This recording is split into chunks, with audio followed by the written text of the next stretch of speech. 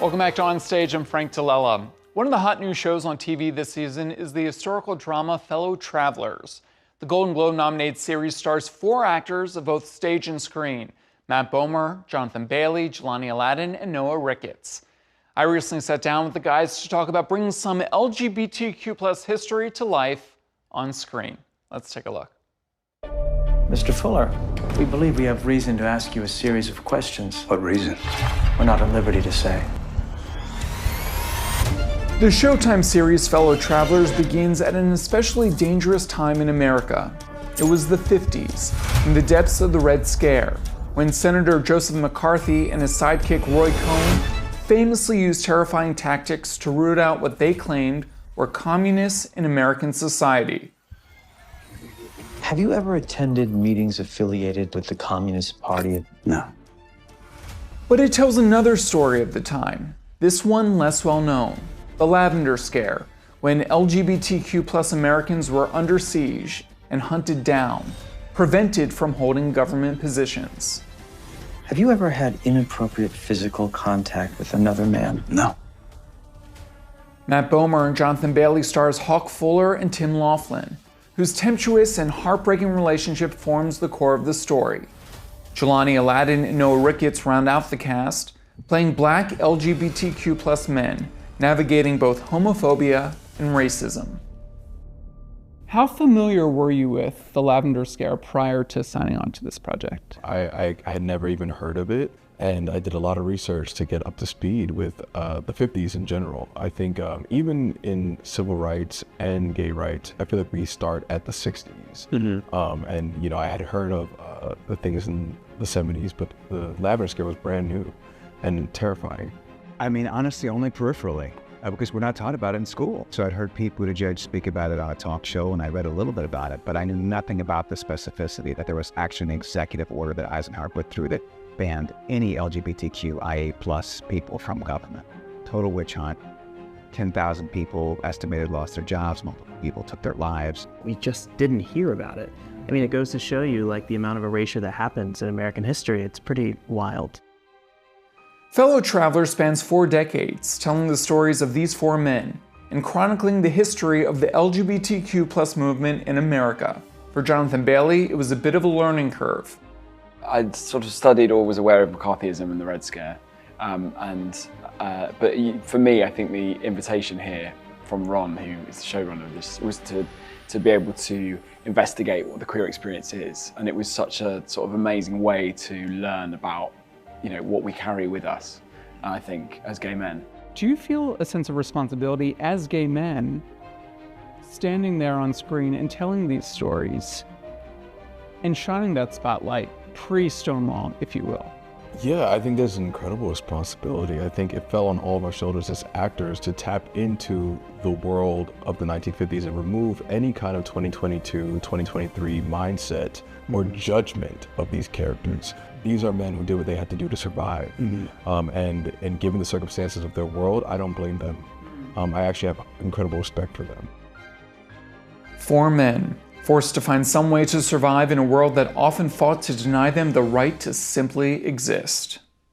So much of the queer experience, the LGBTQIA+ experience, is finding oneself and finding your truth and being open about your truth. Watching it is a cathartic experience for a viewer. As actors and gay men, was that cathartic for you as well?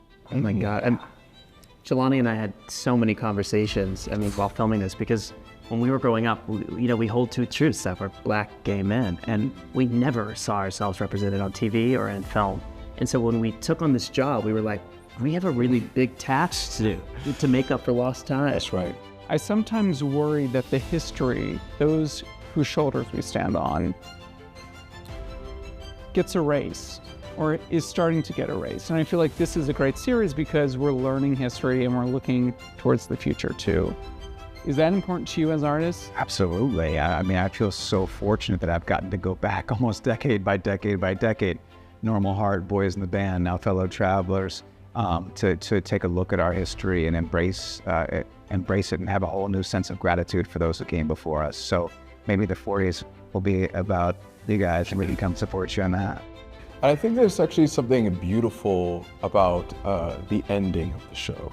If I want to talk to that just for 1 second, of seeing these characters in their elder age. And that's not a thing that we get to really see today. We're still dealing with the repercussions of so many people that have died from HIV and AIDS, whose stories have been lost. And I think there's something beautiful about seeing these 4 characters as older people, still in love, still active, still fighting for something that they believe in. I can handle myself. The question is, can you handle me? I do want to address, the thing that everyone is talking about, and this is something, again, as LGBTQ people, we don't always see done on screen in a proper way, and this is done in the right way, but there are steamy scenes in this series. People are talking about them, but they work, and they need to be there.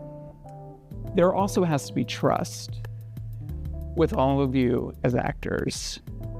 Well, we have deep trust because Jelani and I go 7 years back, and we were both in the original Broadway cast of Frozen, and played our Kristoffs, and so we really truly became family during that time. And I feel like that's what makes our on-screen chemistry so magical, because we have this year's worth of trust and commitment and care for each other.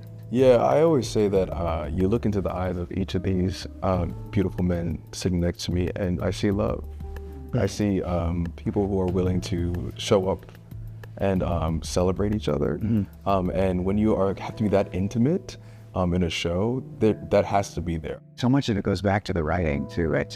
With these scenes, it's always some kind of interplay with the power dynamic between our characters, and the relationship is never the same after the scene as it was before. But I think, the commitment Johnny and I made at the beginning of this was, we both, I feel like we're trying to tell the story for the right reasons, and let's just have each other's back. I feel like the commitment and the battle between the characters when they come together is about the fight to feel connection and to be soothed in that sexual interplay, which for every other person in this world who isn't gay, it comes freely.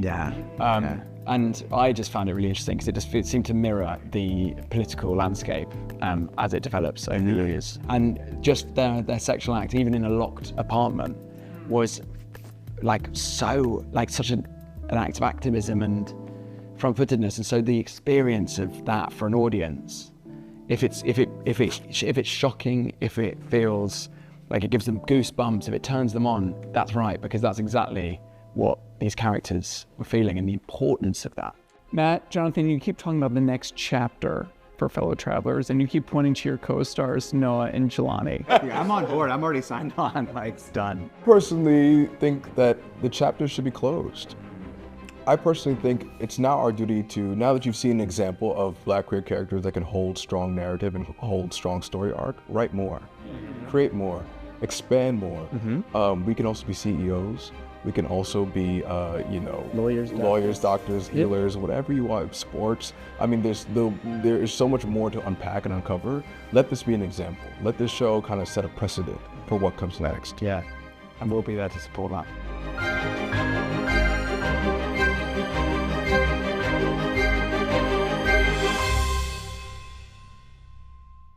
And this series is a must-see. All episodes of Fellow Travelers are currently available on Paramount Plus with Showtime. And thank you to Sardis for hosting that interview. All right, that's a wrap for this week's show. Thank you so much for watching. Happy New Year. And as always, I'll see you at the theater.